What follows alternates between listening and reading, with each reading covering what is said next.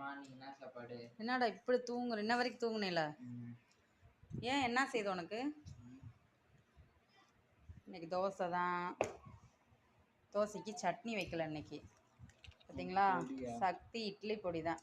வீட்டில் இட்லி பொடி காலி ஆயிடுச்சு. அதனால இன்னைக்கு சக்தி இட்லி பொடி தான். எடு. அரைக்கவே இல்லை, அதான் காலி ஆயிடுச்சுல அரைச்சது.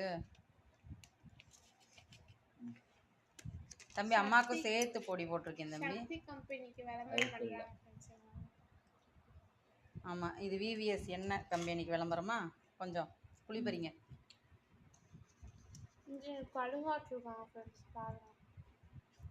போமா? அம்மா சட்னி அரைக்கலையா? இன்னைக்கு சட்னி அரைக்கலப்பா, இந்த பொடியோடு தான் இன்னைக்கு போட போகிறேன். அம்மாவுக்கு தலை ரொம்ப வலிக்குது. ஓகேவா? சரிண்ணா.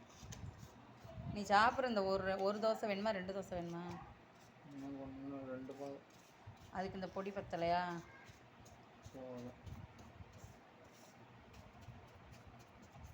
எனக்கு மட்டும் ஸ்பெஷலாக இப்படி மொறு மொறுன்னு இருக்க தோசையை நீலாம் வெறும் தோசையாகவே சாப்பிட்லாம் ஹரிணி. எடு. இப்படி பேப்பர் ரோஸ்ட் மாதிரி பண்ணியிருக்கேன் அம்மா உனக்காக. நான் செல்லக்குட்டி உனக்கு நான் அடுத்தது ஊற்றிட்டு வரேன். மொறு மொறுன்னு ஊற்றலாமா?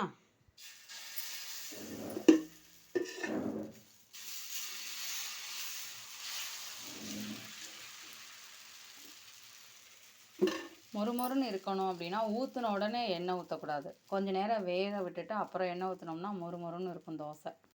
லைட் வெளிச்சம் இல்லையே, இப்போ அங்கே வெளிச்சம் வந்துருச்சு.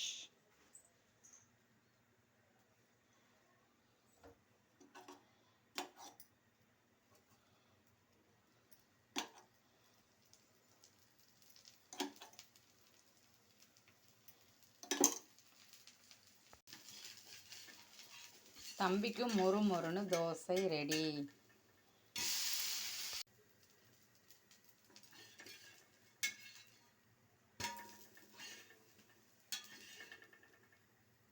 மொறுன்னு அவனி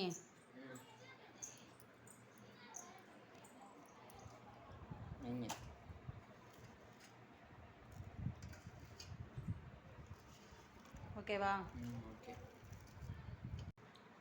ஹாய், நீட்டாக இருக்கா? சூப்பராக இருக்கும்.